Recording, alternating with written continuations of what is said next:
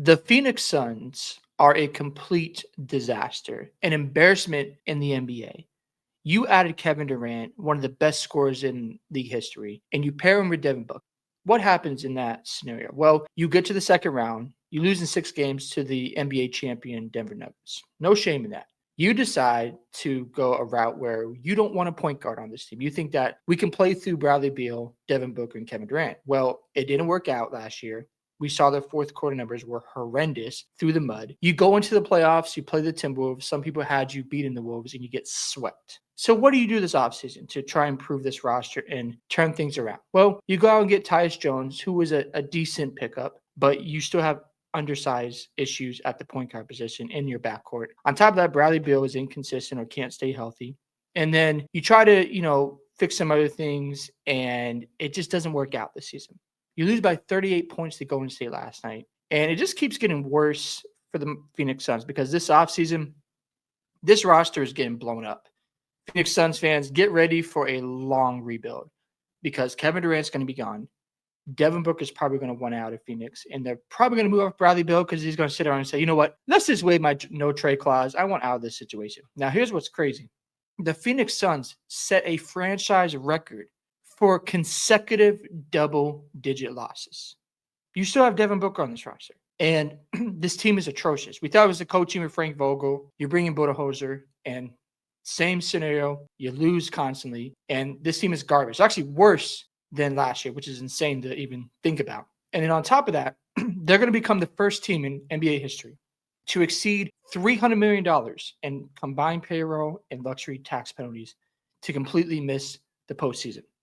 That is just crazy to even think about. And it's just embarrassing stuff. Even the defense is 4.8 points below league average. Now, again, Budenholzer is a big believer in drop coverage. That defense does not work in today's modern NBA because people love to shoot the three, and you just got to think at some point maybe adjust your defensive schemes, but doesn't happen.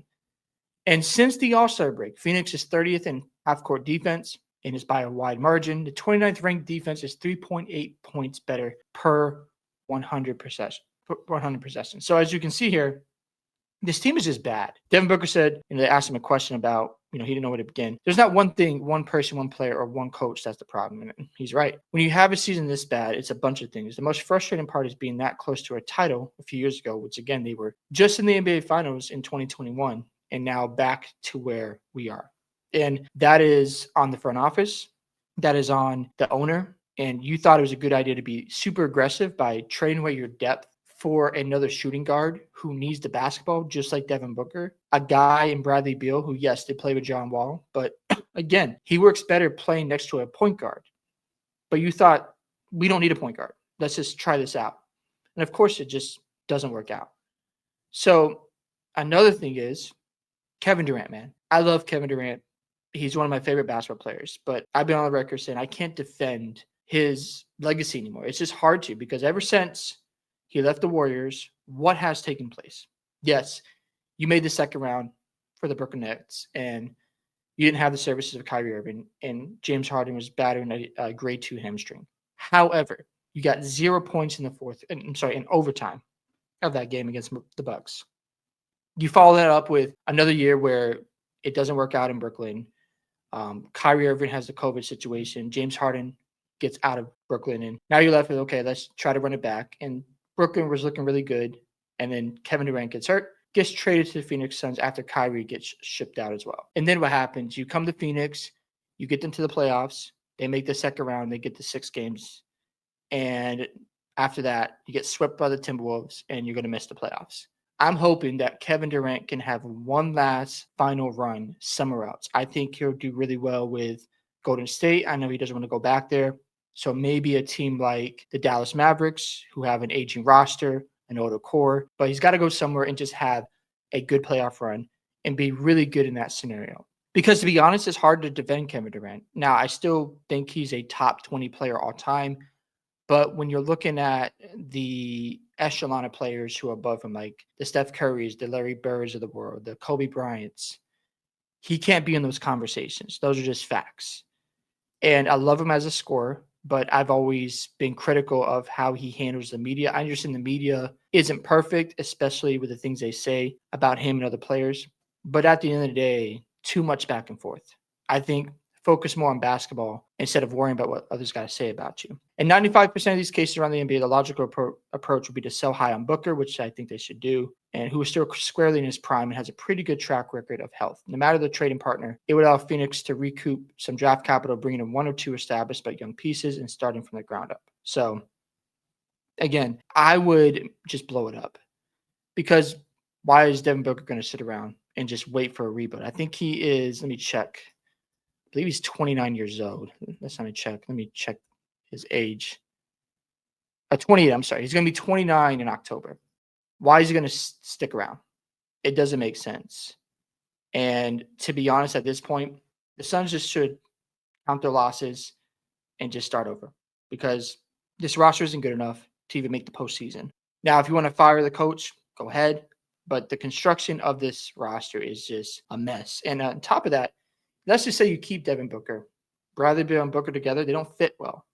And Beal might say, you know what, I still have Booker on this team. I should just stick around and see if things turn around because they're going to get draft capital for Kevin Durant. But who knows how much they can get for him because he's an aging superstar. I don't think anyone out there with the right minds is going to offload a bunch of draft picks for an older Kevin Durant.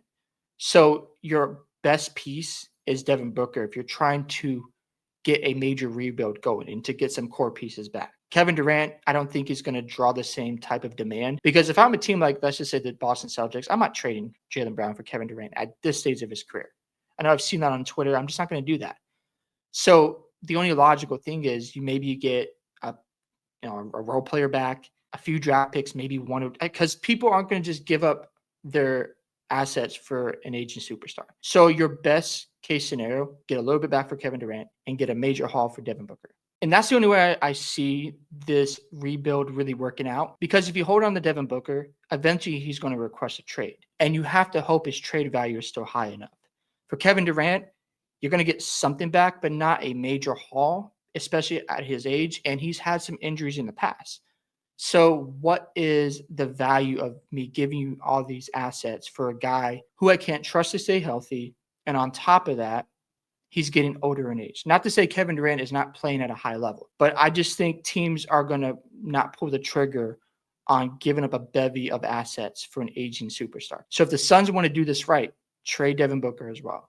Just start over and rebuild from the ground up.